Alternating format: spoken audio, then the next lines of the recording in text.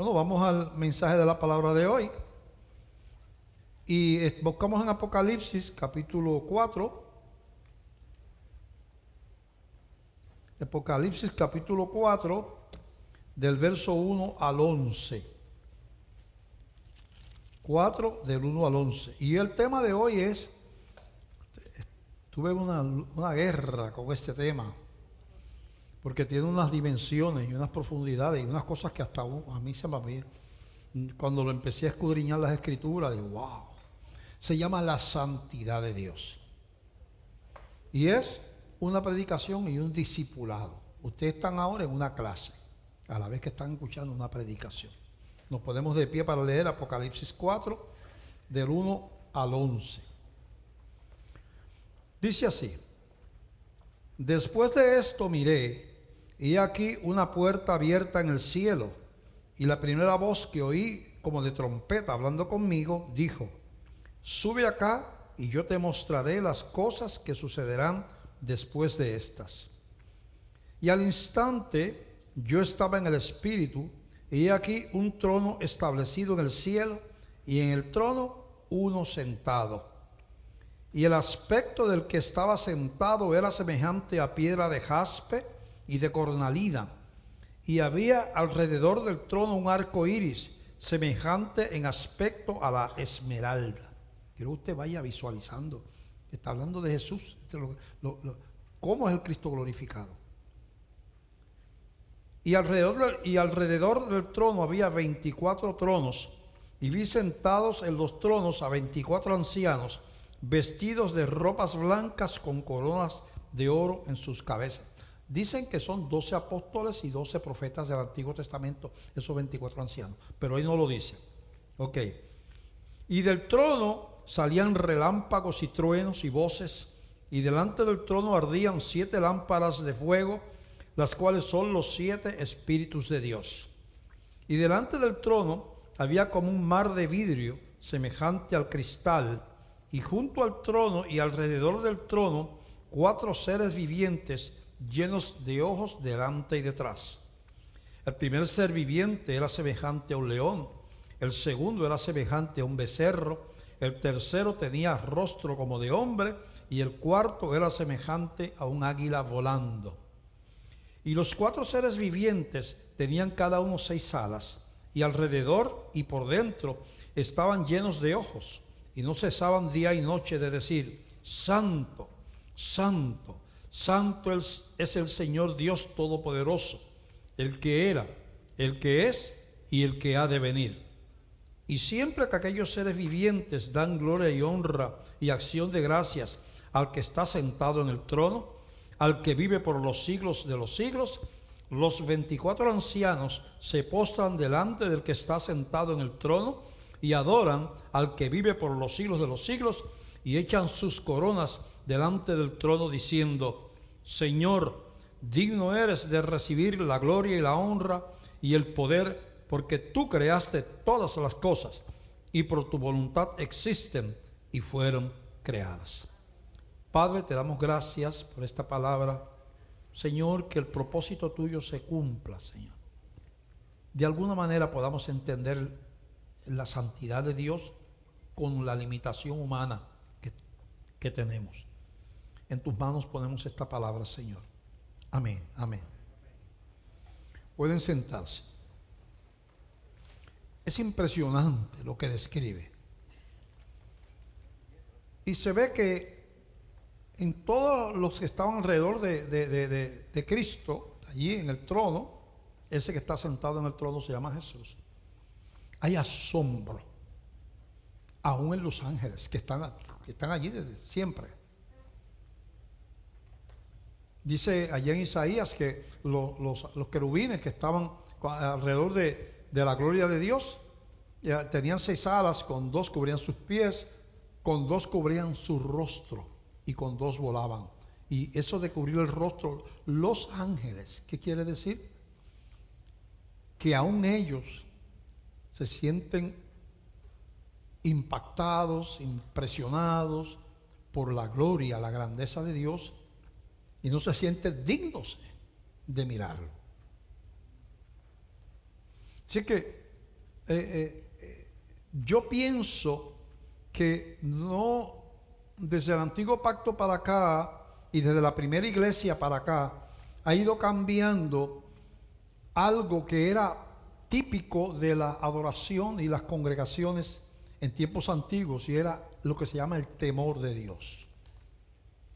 El temor. Vemos a Dios, sí, como el Dios que, y es así, el Dios que nos ama, que nos favorece, que nos guarda, que nos cuida, que somos sus hijos, y eso todo es verdad, eso es gracia. Pero junto con eso, había un concepto de distancia. Aun cuando estamos en la gloria, como vemos aquí, como están estos que están ahí, Él siempre será Dios y nosotros siempre seremos criaturas. Y esa revelación de ese privilegio tan grande que ese Dios con esas características me haya llamado hijo, me dé al Espíritu Santo para que more en mí, me esté esperando con una mansión, en gloria, con un lugar para mí, que yo pueda entrar confiadamente a su presencia con la sangre, porque la sangre de Cristo me ha limpiado de pecado, y que Él me ama, me recibe, me quiere, todo eso es tan hermoso, pero no le quita gloria a Él. No es que yo me igualé a Él. Él sigue siendo Dios y nosotros seguimos siendo criaturas. Así que hay que entender la gracia mejor cuando vemos una distancia. No se supone, no es normal, no se supone que un ser pecador esté en comunión y tenga el nombre de hijo de Dios y tenga un lugar preparado. Eso no se supone. Si no fuera por la gracia de Dios, si no fuera por la vida de Cristo Dios en la cruz del Calvario, eso sería un imposible filosófico y teológico. La condición de la raza humana caída, que es así, todos los seres humanos somos pecadores, estamos separados de Dios desde que nacemos, todos, por causa del pecado. Porque dice la Biblia que el pecado entró al mundo por un hombre, el primero, y pasó a todos los seres humanos. O sea que los humanos, para ser pecadores, lo único que tenemos es nacer. Porque no nacemos con una maldición del pecado sobre nuestra cabeza. Esa maldición del pecado la rompió Cristo en la cruz del Calvario. Ese es otro tema, ¿verdad? Así que la caída de la raza humana tiene que ver con la santidad de Dios, que es lo que estamos predicando hoy. El pecado, la rebelión contra la santidad de Dios y la prohibición de Dios de hacer lo que Dios dijo que no se podía hacer, violó esa santidad. Y Dios tuvo que echar al hombre del huerto. Y dice la Biblia que puso ángeles con espadas batiendo, para decir, no sea que vire. O sea, no es aceptable aquí. Antes caminaba con Dios, como dice la Biblia, y Dios hablaba con Adán. Después de eso, muerto espiritualmente. No murió físicamente. Vivió cientos de años, tuvo un montón de hijos después. Usted sigue leyendo la Biblia. Tuvo hermanos y hermanas, Caín y Abel. Tuvieron hermanos y hermanas, otros más. Así que la paga de la muerte que se le dio a Adán no fue la muerte del cuerpo. Bueno, eso también es parte de la condición humana. Pero no ocurrió. Pero la muerte espiritual ocurrió inmediatamente que vino el pecado. Dice en Romanos 6:23, y leemos. Romanos 6:23 dice de esta manera. Ya estamos por aquí. Dice, es pecado, es un versículo bien conocido porque se usa mucho para testificar, para presentar el plan de salvación. Dice, porque la paga del pecado es que la paga del pecado, el salario, el resultado del pecado es que muerte espiritual.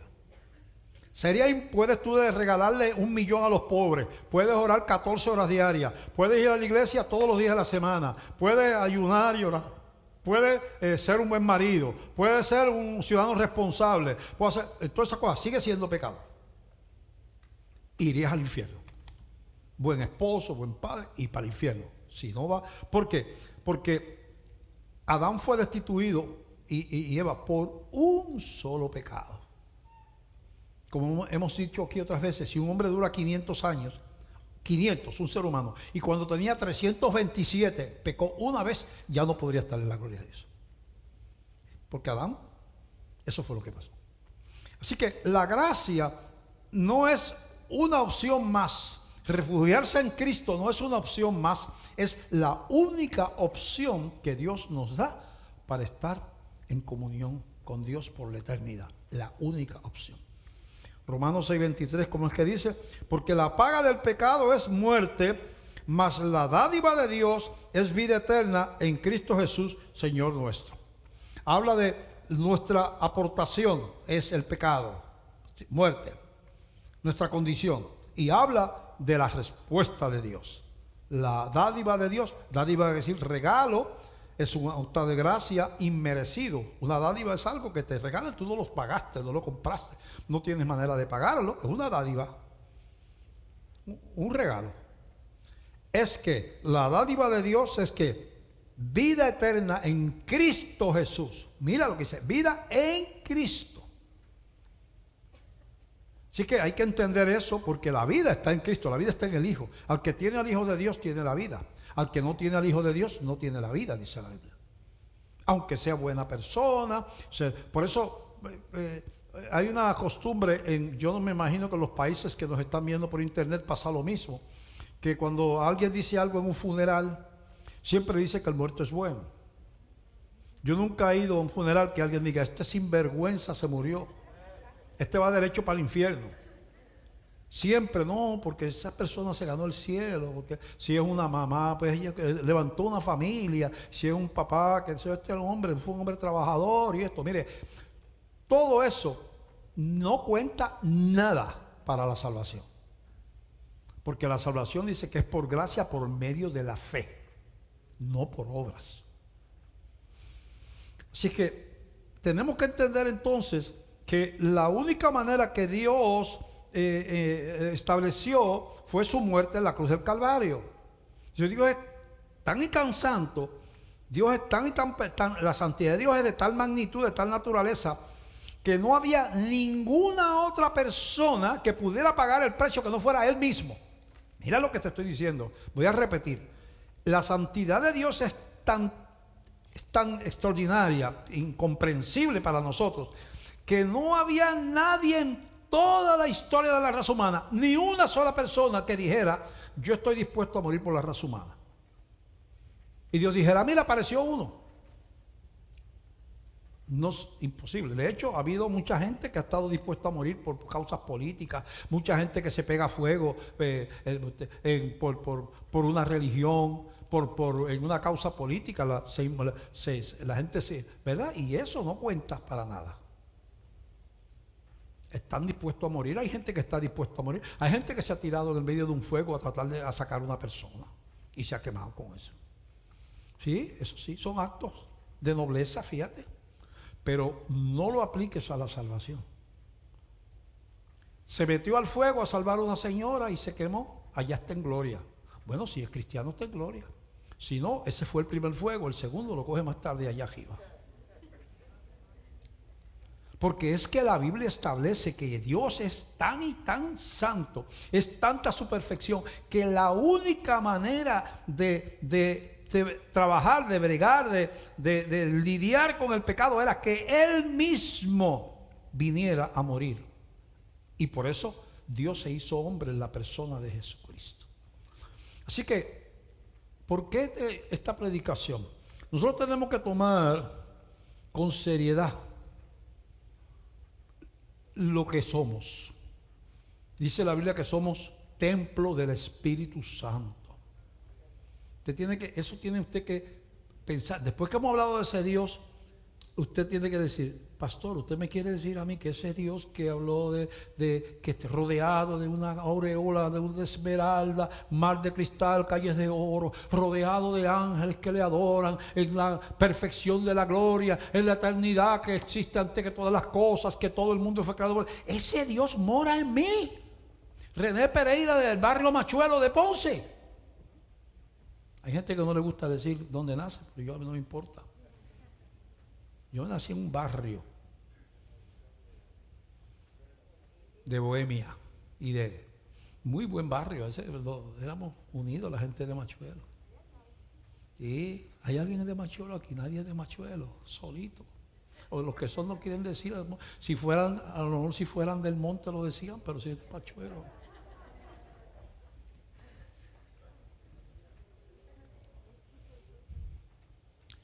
O sea, uno como cristiano, el asombro por la santidad de Dios es parte de lo que nos debe acompañar toda la vida. La confianza de dejarnos caer en sus brazos porque somos sus hijos, Él nos ama. Pero el asombro, esa reverencia, ese sentido, Él me ama, mora en mí, pero es Dios. Yo les he dicho que hace muchos años, un joven de aquí, delante de mí, quizás lo dijo de forma graciosa, no sé, o es que lo aprendió. Dice, ayer estaba hablando con Chuito. Yo dije, Chuito, ese tiene un amigo. A los Jesús en Puerto Rico le dicen Chuito, Chu y Chuito. Ajá, ¿quién es Chuito? Dice, Jesús, el Hijo de Dios. Sí, Chuito. Y tú le dices Chuito al Hijo de Dios. Tú jugaste canicas con él, o tú fuiste allá, tú eres, o sea, tú eres hijo de Dios, o sea, tú eres igual que Cristo.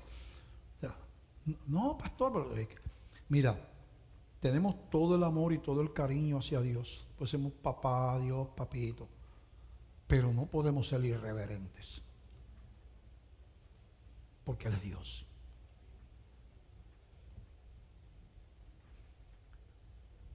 Cosas que se hacen en los templos ahora.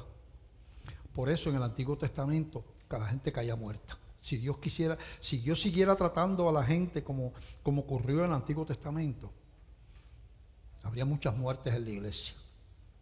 Porque en el Antiguo Testamento Dios dijo, el único que puede tocar el arca son los levitas. Y uno que no era levita, que no era de la raza sacerdotal, iban llevando el arca en unos bueyes y los bueyes tropezaron y él vino y aguantó el arca y cayó muerto. Iba a ayudar y Dios lo mató, porque él no era levita. Eso tenía una enseñanza. Los hijos de un sacerdote que tenía el derecho, porque era sacerdote, de oficiar y los sacrificios y las ceremonias del templo, los hijos dijeron, bueno, si no somos hijos de papá el sacerdote, pues vamos a hacer un sacrificio nosotros. Y cogieron y buscaron el sacrificio y lo hicieron y cayeron muertos, los hijos del sacerdote. ¿Por qué Dios tiene esa? ¿Por qué aquí no se podía entrar? Aquí este lugar, nada más que una vez al año con sangre. Porque Dios está revelando su santidad. A través de esos pasajes del Antiguo Testamento, Dios quiere decir, mira, yo te amo, yo te he amado, tú eres mi hijo. Pero recuerda que yo soy Dios. Y que tú eres templo de algo grande, tú eres un vaso de barro, pero tienes un tesoro habitando aquí en tu corazón. O sea, no tomes ligeramente tu cristianismo. Si tú eres templo, tú tienes un Señor. Jesucristo es Salvador y Señor. Si tú le dijeras a Jesús, Señor, yo me voy a convertir a ti solamente como Salvador, que yo no quiero ir al infierno, pero no te acepto como Señor. Eso le dice, gracias, te acepto la oferta, pero yo no soy Señor de nadie, Salvador de nadie, si no soy Señor también. El package viene completo. Así que esa revelación de que en este vaso de barro hay el Espíritu, Dios morando. O sea, yo quiero que tú lo analices si nunca lo has pensado.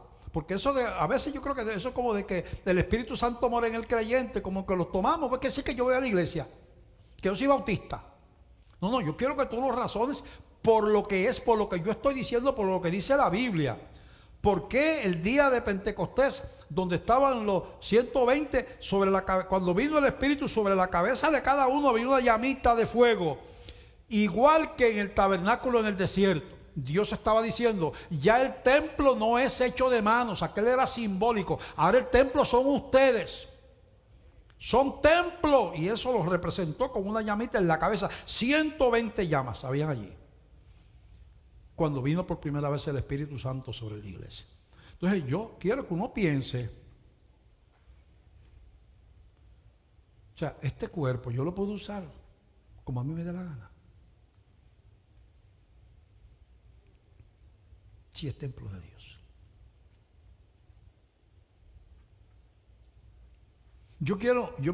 A mí, cosas que uno hace en la iglesia o que se hacen por algunas personas, yo pienso que pasaría en el Antiguo Testamento si usted estaba ahí adorando y de momento hubieran celulares y usted se pone a textear mientras está adorando a Dios. ¿Sabe qué pasaría? Usted cae muerto instantáneamente. Instantáneamente usted caería muerto.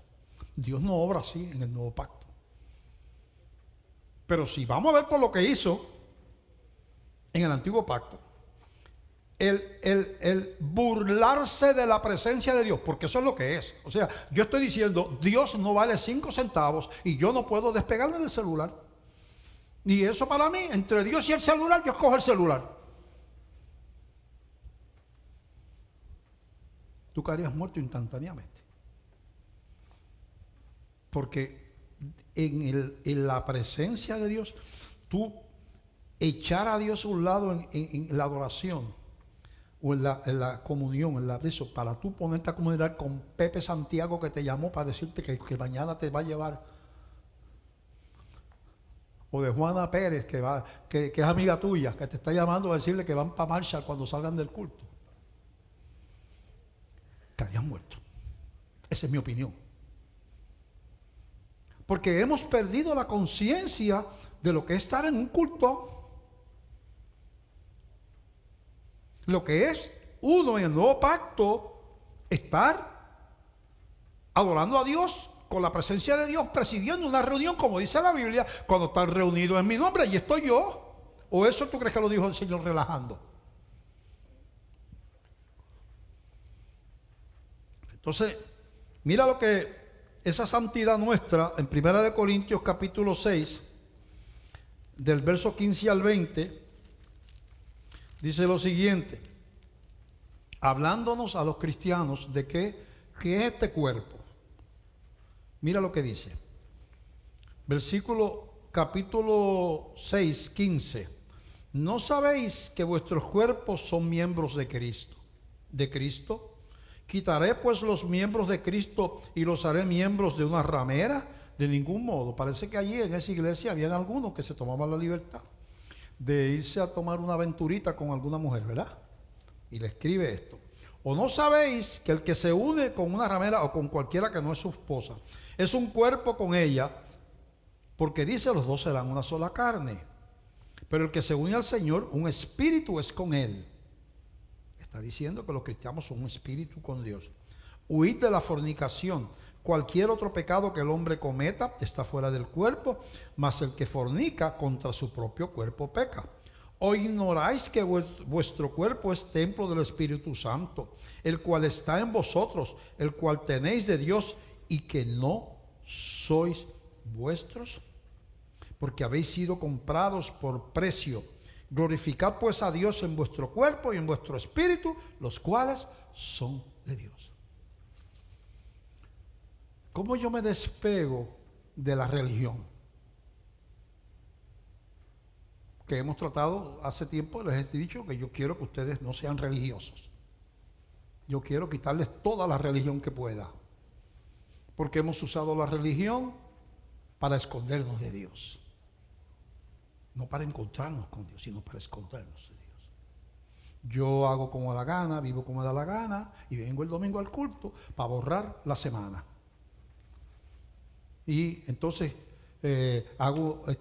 creo que mi presencia en la iglesia, pues ya está todo bien. El lunes engancho otra vez a vivir como me da la gana, y el próximo domingo vengo a la iglesia a borrar la semana otra vez.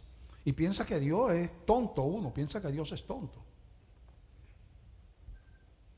Pero entonces, este mensaje tiene como propósito trascender a la religión, que esta iglesia es una iglesia de gracia. Acuérdate de eso, no estamos predicando que es iglesia de gracia. Pero más aún porque acuérdate que los israelitas no tenían al Espíritu Santo, ni siquiera los profetas.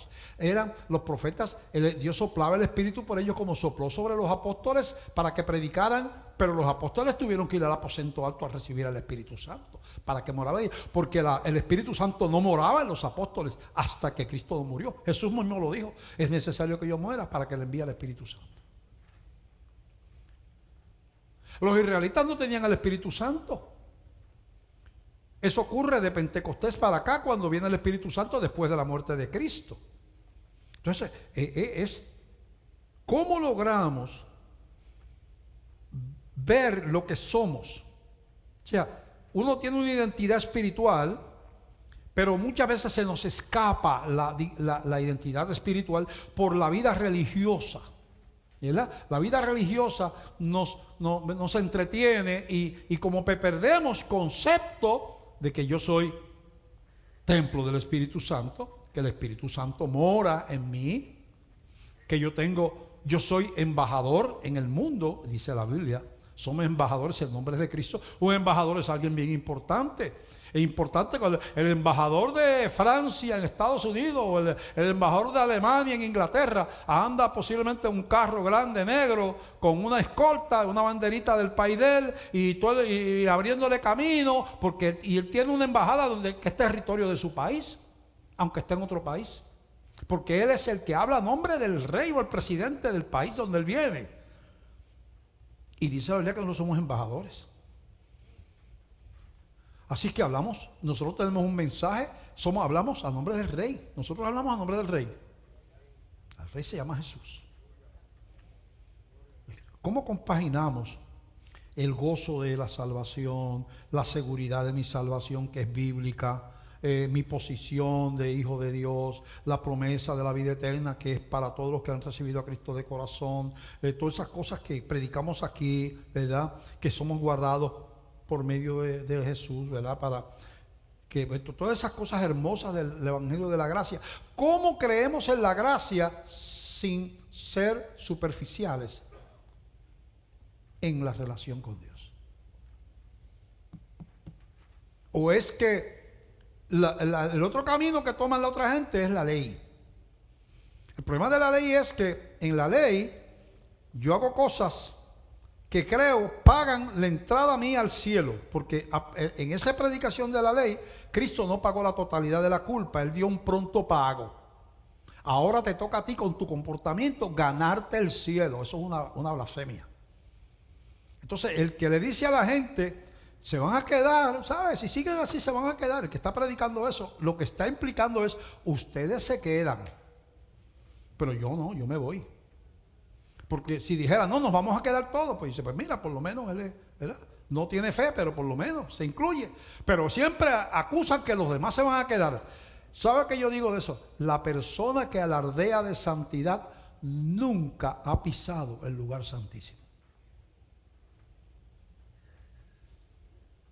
Los que se lograron entrar a como le pasó a Isaías y a Juan, lograron entrar a la presencia de Dios de una manera presencial, cayeron como muertos. Siendo profetas.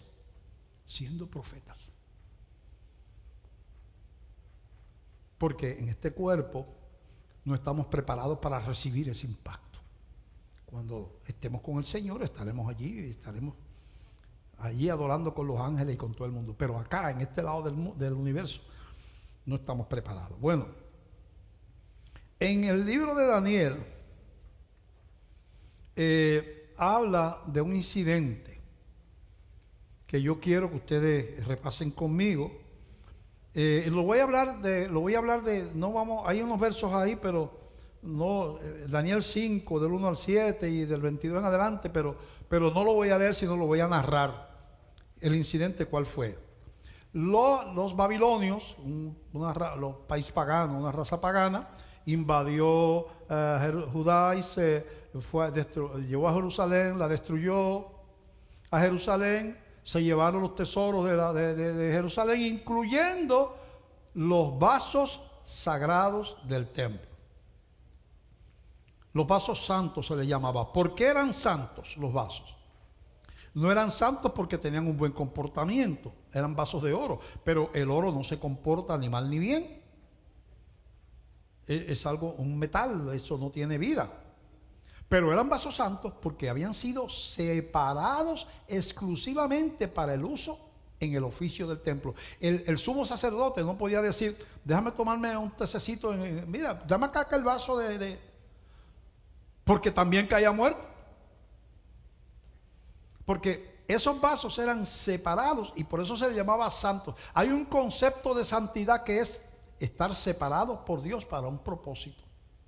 Usted se puede ver como un vaso santo, porque usted, según la Biblia, somos hechura suya, creados en Cristo Jesús, dice en Efesios 2, del 8 al 10, para buenas obras, las cuales Dios preparó de antemano para que anduviésemos en ellas. Dios preparó unas obras para ti, otras para mí, un caminar en la vida, ¿verdad?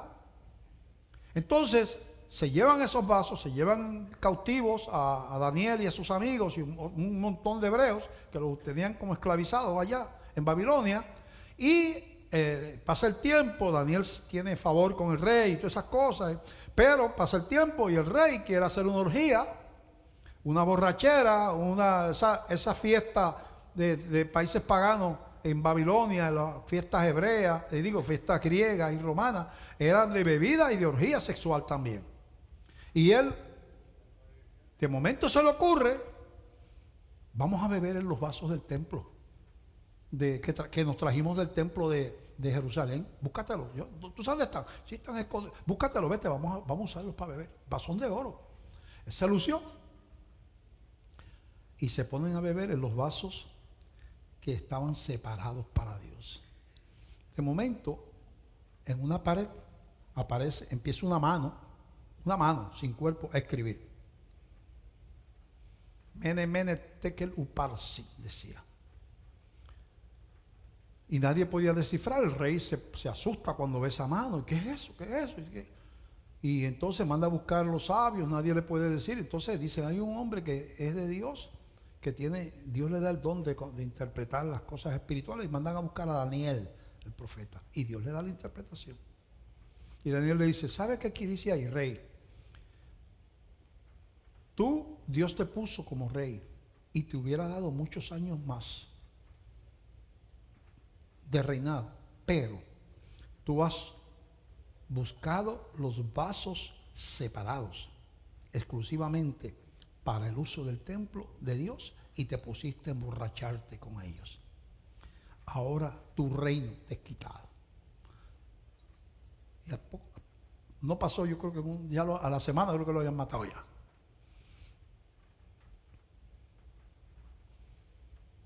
Entonces, cuando vemos esas alegorías, vemos esos ejemplos, decimos, pero aquello era separado para Dios y era santo, no porque el vaso fuera gran cosa comportándose, porque los objetos inanimados no se portan ni bien ni mal, sino porque eran separados para Dios. Y a nosotros nos llama el Señor vasos de barro, dice. Tenemos un tesoro, dice, dentro, que es el Espíritu Santo. Entonces, cuando alguien te toca a ti, que eres un vaso, te humilla. Si tú conoces la Escritura y dices, yo no me tengo que defender, este está cometiendo el error que cometió Nabucodonosor, está tocando un vaso de Dios y Dios se va a encargar del asunto. Señor, te encomiendo a ti esta ofensa, no me voy a defender, como hizo Moisés, no me voy a defender, no voy a pelear, discutir, te transfiero, Señor, a ti mi batalla. Y cuando tú te quitas del medio, Dios entra en el asunto. Así que es importante entender ese concepto. Vemos en la Biblia, en Hebreos capítulo 9, vemos una explicación del verso 1 al 7 de lo que era el tabernáculo y qué representaba, ¿verdad? Y vamos a leerlo y después yo explico ahí gracias a Dios que tenemos ese dibujo del tabernáculo ahí. Dice así, Hebreos 9, del 1 al 7 y después del 11 al 2, del 11 al 12. Dice, ahora bien, aún en el primer pacto es el antiguo pacto, ¿verdad? Antes de Cristo. Tenía ordenanzas de culto y un santuario terrenal. No era el santuario celestial, era terrenal. Porque el tabernáculo estaba dispuesto así. Va a describir eso que está ahí. En la primera parte, llamada el lugar santo, estaban el candelabro, la mesa y los panes de la proposición. Quiere decir, aquí, la primera parte no está contando el atrio. En el atrio estaba la fuente donde se lavaban los sacerdotes, que representaba al Espíritu Santo, y donde se sacrificaba el cordero, que representaba proféticamente a Cristo que iba a morir. Era la sangre de ese cordero la que se llevaba hasta el lugar santísimo, representando a Cristo. Aquí dice que estaba el candelabro, los panes, ¿verdad? Y aquí entran los sacerdotes continuamente. No había problema con eso. Aquí había otro velo. A mitad por aquí había otro velo, pero cerrado, ahí, con una entrada que no se veía para adentro, ¿verdad? Aquí. Vamos a ver ahora, continuar leyendo. Dice así. En la primera parte, llamada el lugar santo, estaban el candelabro, la mesa y los panes de la proposición, y ahí entraban los sacerdotes y cambiaban el pan y echaban aceite a las lámparas y todas esas cosas. Tras el segundo velo, el que estaba a mitad de esa tienda que está ahí, estaba la parte del tabernáculo llamado el lugar santísimo. Había un segundo velo, además de ese que estaba ahí a la puerta, había uno a mitad allá. El lugar santísimo es donde está la llama de fuego, el cual tenía un incensario de oro y el arca del pacto cubierta de oro por todas partes, en la que estaba una urna de oro que contenía el maná, la vara de Aarón que reverdeció y las tablas del pacto, las tablas de la ley. Eso estaba dentro del arca, ¿verdad? Y sobre ella, de esa arca, que era como un cajón así grande, los querubines de gloria que cubrían el propiciatorio. Habían unos querubines, unos ángeles con las alas extendidas encima de ese cajón grande, que era lo que se llamaba el arca del pacto. El propiciatorio era la superficie de arriba de eso, donde se derramaba la sangre de los sacrificios, ¿verdad? Así que los querubines de gloria que cubrían el propiciatorio, de los cuales cosas no se puede ahora hablar en detalle. Y así dispuestas estas cosas, en la primera parte del tabernáculo, allá donde estaba el pan y las lámparas, entran los sacerdotes continuamente para cumplir los oficios del culto. Todos los días. Pero en la segunda parte, donde estaba después del velo, que estaba allá adentro, solo el sumo sacerdote, una vez al año, no sin sangre. Si iba sin sangre, ahí quedaba fulminado. No sin sangre, la cual ofrece por sí mismo, porque él era pecador, y por los pecados de ignorancia del pueblo, dando al Espíritu Santo a entender con esto que aún no se había manifestado el camino al lugar santísimo, entre tanto que la primera parte del tabernáculo estuviese en pie. Quiere decir que indicaba una imposibilidad. Ese velo se llama el velo de separación. Representaba, esta es la santidad de Dios, esta es la representaba el Espíritu Santo. Ustedes no pueden entrar aquí porque no pueden estar en la presencia de Dios. Les voy a dejar pasar para señalar a Jesús, ¿verdad? Los voy a dejar pasar una vez al año. Pero tiene que venir con sangre de un cordero, porque el cordero de Dios va a morir, que se llama Jesús. Y vamos a simbolizarlo con el sacrificio de un animal. Y usted va a venir con esa sangre, una vez al año, a pedir perdón. Entra aquí, esa vez al año, pasa este velo que está aquí adentro, y puede llegar hasta acá para hacer los oficios del templo, una vez al año. Cuando Jesús muere, dice la Biblia, y Jesús expiró, murió, y el velo del templo se rasgó de arriba para abajo. ¿Por qué dice eso? Y Jesús murió, expiró, y el velo del templo se rasgó de arriba para abajo. He dicho otras veces esta explicación. Si yo fuera a rasgar un velo que está ahí, que llegara de allá arriba hasta acá abajo, yo estoy abajo, Pues yo agarro la cortina, es el velo, la agarro por abajo y la rasgo, la abro, porque yo estoy abajo. Pero ahí no dice que la rasgó de abajo para arriba, la rasgó de arriba para abajo. ¿Quién fue el que la rasgó?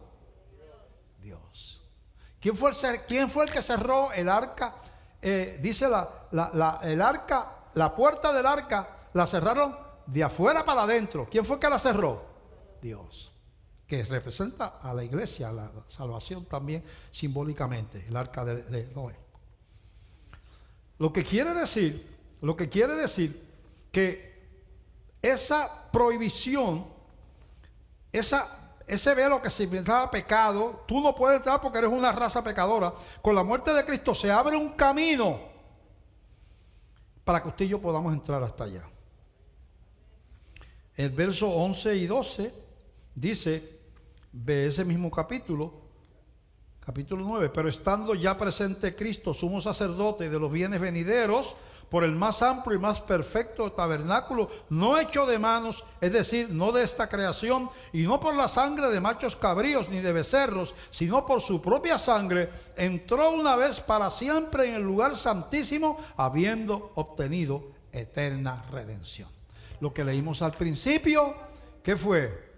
A Cristo en el lugar santísimo, rodeado de sus criaturas, ángeles, los ancianos, y más adelante habla de las multitudes de toda nación, pueblo y lengua, que incluye a todas las iglesias de todas las épocas. Entonces, está ahí el Cristo coronado de gloria, que podemos ir allí como sumo sacerdote, porque vamos con la sangre. Cuando usted se convierte, la sangre de Cristo le es aplicada a usted. Dice la Biblia que fuimos crucificados juntamente con Él. Así que usted es aceptable, no porque usted ore 14 horas al día. Usted es casado. Si usted se convirtió a Cristo, usted es hijo de Dios. Que es bueno que ore, seguro que sí. Pero no pretenda pagar con obra lo que ya se pagó por gracia. Porque lo que parece alabanza se convierte en ofensa. Dice, pastor, pero ofensa. Cuando yo digo, Cristo no pagó la totalidad de mi culpa, realmente yo tengo que, yo no estoy, ¿verdad? No estoy seguro, porque aunque yo me convertí de corazón, pero pues que yo discutí con la mujer ayer, yo no sé qué por allá, a lo mejor me quedo. Usted está diciendo, la sangre de Cristo no limpia de pecado. Solamente por un tiempito, hasta que tú cometas el próximo pecado. Te mueres, o sea, tú vives y te mueres. Vive y te muere, vive y te muere. Vas y te conviertes otra vez y haces algo y te vuelve a morir. Vive y te muere. Y eso no es lo que dice la Biblia. Dice, porque con una sola ofrenda hizo perfectos para siempre a los santificados. Se da ¿verdad? Esto es es algo que es un dilema, una problemática espiritual. Lo que se da es lo siguiente. Fíjate lo que estamos hablando.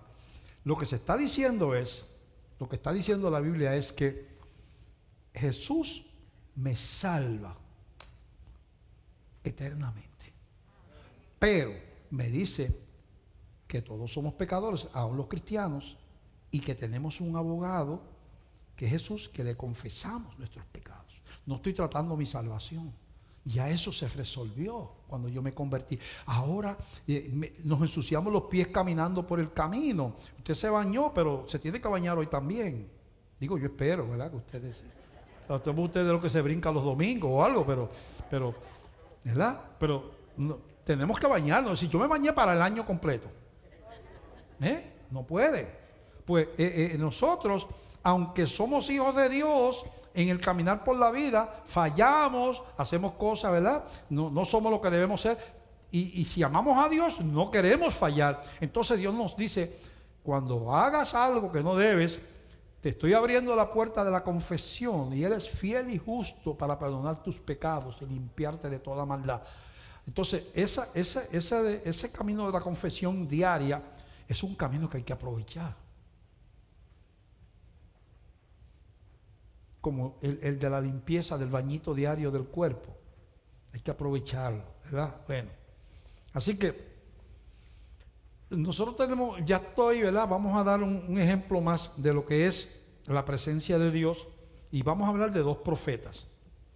Y vamos a utilizar el libro de Isaías. Ya lo hemos usado antes este verso, muchos lo repetimos. Isaías capítulo 6, del 1 al 5. Vamos a leer de Isaías 6, del 1 al 5. Usted lee los primeros 5 capítulos de Isaías y usted lee predicándole a todo el mundo del pecado de los príncipes de Sodoma, oír la palabra de Jehová, escuchar la ley de nuestro Dios, pueblo de Gomorra, y sigue por ahí leyendo, cómo te has convertido en ramera, oh ciudad fiel. Entonces, y sigue repartiéndole ahí a todo el mundo, el profeta, hablándole a todo el mundo de los pecadores, que se arrepintieran, porque tenía un llamado de profeta, tenía que hacerlo. Pero parece que Dios dijo en algún momento, oye, Isaías ve los pecados de todo el mundo, pero parece que él se cree que él no es pecador también. Y dice esta historia, narrada por Isaías: en el año que murió el rey Usías, vi yo al Señor sentado sobre un trono alto y sublime, y sus faldas llenaban el templo. Isaías era un protegido del rey Usías, a lo mejor, y fue destruido allí al templo porque se murió su rey. Y entra, y de momento Dios le da una visión de Dios allí, y lleno el templo, unas faldas que llenaban el templo. Dice: por encima de él, del Señor, había serafines, cada uno tenía 6 alas, con 2 cubrían sus rostros, con 2 cubrían sus pies, y con 2 volaban. Y el uno al otro daba voces diciendo: Santo, Santo, Santo Jehová de los ejércitos, toda la tierra está llena de su gloria. O sea que los ángeles que están allí también están asombrados de la santidad de Dios. Y los quiciales de las puertas se estremecieron con la voz del que clamaba, y la casa se llenó de humo. ¿Ustedes saben lo que se estremecen los quiciales de las puertas? ¿Cuánto se le estremecieron los quiciales de las puertas con el terremoto? Yo creía que tenía una locomotora en el cuarto, porque yo tengo una puerta de metal detrás de una de madera, y yo, yo dije: adiós, se me metió una locomotora aquí en el patio. Pues eso le pasó a Isaías. Y además el templo lleno de humo, además del terremoto, fuego, parece. Isaías está teniendo esa experiencia, y entonces dije: ay de mí, que soy muerto, porque siendo hombre inmundo de labios y habitando en medio del pueblo que tiene labios inmundos, han visto mis ojos al Rey Jehová de los ejércitos. Y voló hacia mí uno de los serafines, teniendo en su mano un carbón encendido, tomado del altar con unas tenazas, y tocando con él sobre mi boca, dijo: he aquí que esto tocó tus labios, y es quitada tu culpa y limpio tu pecado. Entonces, de momento, el profeta se encuentra con la gloria de Dios y empieza a gritar. Ese era el que se regañaba a todo el mundo. Por eso le he dicho varias veces que el que alardea de santidad nunca ha entrado al lugar santísimo. Esa persona que tú ves que juzga a todo el mundo, ¿verdad? Y que implica que él, ¿verdad? Hay gente que lleva mucho tiempo en el Evangelio, que son gente de Dios y eso, pero que siguen el camino de la ley, que están buscando la admiración de la gente. Oh, ese hermano, es un siervo, es un sagrado, ese hermano. Eso le gusta a uno en la carne, ¿verdad? Y entonces uno empieza a señalar, a mirar a la gente. Entonces como que uno pierde el codo, ¿eh? Siempre es hacia allá, como que no puede ser así para acá. Se queda sin codo. Si se le suelda esto aquí, tú te quedas. Y para acá. No. Entonces, Isaías todo tenía codo. Parece. Y Dios le dijo: vamos a darle una muestrita de mi santidad a un profeta. Y cuando se tropieza con la santidad de Dios, queda aplastado. Otro profeta, en Apocalipsis, capítulo 1. Apocalipsis, capítulo 1, está el apóstol Juan, ya viejito, está el último de los apóstoles, quizás alrededor del año 90 y pico, llevaba 55, 60 años predicando el Evangelio, y ya estaba, ¿verdad?, el último que quedaba. Y él se va a orar en el Espíritu, allí se pone en una meditación tremenda, se lleva. y tiene esta experiencia. Del 1:9. Yo, Juan, vuestro hermano y copartícipe vuestro en la tribulación, en el reino y en la paciencia de Jesucristo, estaba en la isla llamada Patmos por causa de la palabra de Dios y el testimonio de Jesucristo. Lo habían exiliado, estaba preso allí en esa isla. Yo estaba en el Espíritu en el día del Señor y oí detrás de mí una gran voz como de trompeta, que decía, yo no puedo imitar esa voz, pero por lo que describe, como de trompeta: yo soy el Alfa y la Omega, el primero y el último. Escribe en un libro lo que ves y envíalo a las 7 iglesias que están en Asia, a Éfeso, Esmirna, Pérgamo, Tiatira, Sardis, Filadelfia y la Odisea. Y me volví para ver la voz que hablaba conmigo, y vuelto vi 7 candeleros de oro, y en medio de los 7 candeleros a uno semejante al Hijo del Hombre. Era el apóstol que se llamó el discípulo amado, que dormía recostado del hombro de Jesús, era bien apegado a él, y ahora lo ve. Dice, se parece, es él, pero no es él. Es él, pero no es él. Dice, semejante al Hijo del Hombre, vestido de una ropa que llegaba hasta los pies y ceñido por el pecho con un cinto de oro. Su cabeza y sus cabellos eran blancos, lo ve como Jehová, como el anciano, como blanca lana, como nieve, sus ojos como llama de fuego, y sus pies semejante al bronce bruñido, refulgente como en un horno, cuando están derretidos y brillando los metales, y su voz como estruendo de muchas aguas, como estar en las cataratas del Niágara, que yo me fui por el agujero que uno queda detrás. Hay una cueva que uno llega y la catarata le queda al frente. Es una cosa increíble. Tenía en su diestra 7 estrellas, de su boca 7 estrellas. De su boca salía una espada aguda de 2 filos, y su rostro era como el sol cuando resplandece en su fuerza. Cuando miró el rostro de Jesús, estaba mirando a las 12 del mediodía, así el sol, era lo mismo. Cuando le vi, el amigo, el compañero, el discípulo amado, cuando le vio en la gloria a Jesús, caí como muerto a sus pies, y él puso su diestra sobre mí diciéndome, no temas, yo soy el primero y el último. Así que Juan le conocía, pero no le conocía. Isaías le conocía, pero no le conocía. De hecho, terminamos con este pasaje. Primera de Corintios capítulo 13. Primera de Corintios capítulo 13. Dice aquí, del verso 8 en adelante, escribiendo el apóstol Pablo, dice, el amor nunca deja de ser, pero las profecías se acabarán y cesarán las lenguas y la ciencia se acabará, porque en parte conocemos y en parte profetizamos. El apóstol Pablo, que dice que estuvo en la gloria y subió al tercer cielo y vio cosas inefables. Dios arrebató a Pablo estando vivo y lo llevó allá y le enseñó y le dijo, y lo devolvió para atrás, ¿verdad? Ese apóstol dice, en parte le conocemos y en parte profetizamos. Mas cuando venga lo perfecto, que es cuando estemos allá, entonces lo que es en parte se acabará. Cuando yo era niño, hablaba como niño, etcétera, etcétera. Y sigue el pasaje por ahí, ¿verdad? O sea, en parte conocemos y dice versículo 12, ahora vemos por espejo oscuramente, aquí en este cuerpo. Mas entonces, cuando estemos allá, veremos cara a cara. Ahora conozco en parte, pero entonces, cuando esté allá, conoceré como fui conocido. Entonces,